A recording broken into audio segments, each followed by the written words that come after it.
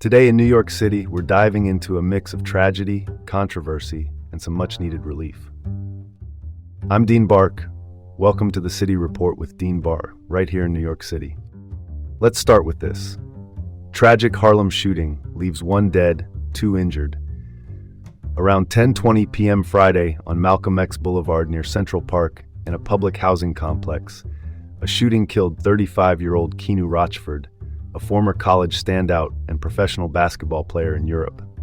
A 28-year-old man and a 22-year-old woman were also shot. Both were taken to Harlem Hospital and are in stable condition. Rochford was shot in the head and pronounced dead at Mount Sinai Morningside.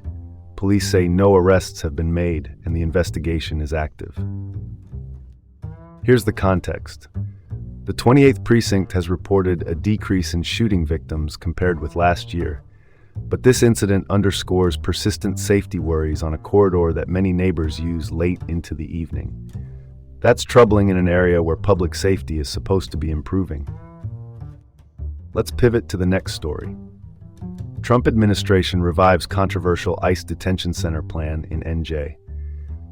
ICE, that's Immigration and Customs Enforcement, is again pushing to convert a $130 million warehouse in Roxbury, a township in Morris County, into a 1,500-bed detention facility. The Department of Homeland Security reversed an earlier signal to pause the project. State officials and Roxbury leaders argue the plan violates environmental laws. The state and the township are challenging it in court, and a court status report is due soon. Not surprisingly, bipartisan opposition remains stiff across North Jersey, and you'll feel the effects regionally. More enforcement traffic, legal costs, and community tensions. Pursuing this plan despite widespread opposition seems like a political gamble with significant local implications. Well, that's one way to look at it when local buy-in appears to be optional. Moving on, emergency netting and support installed on buckling Midtown NYC building. Crews rushed to 235 East 42nd Street, the former Pfizer headquarters now being converted into roughly 1,600 apartments after columns buckled during work to add new floors.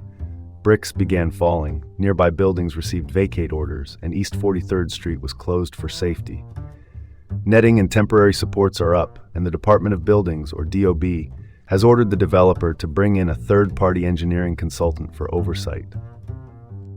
Time to dig into the details. This is one of the largest office-to-residential conversions in the country, with a tight timeline and big financing behind it. Safety concerns can delay construction, drive up costs, and complicate the project's future leasing. Gravity is undefeated. The structural issues in such a high-stakes project highlight the need for rigorous oversight from the start. All right, next topic. Jersey City faces 15.5% tax hike amid $58 million spending cuts in proposed budget. James Solomon, the mayor of Jersey City just across the Hudson, has rolled out a plan to close a $255 million deficit. It pairs a 15.5% property tax increase with $58 million in cuts. The state has approved $120 million in aid to help stabilize finances. For the average homeowner, officials estimate about a $614 annual increase.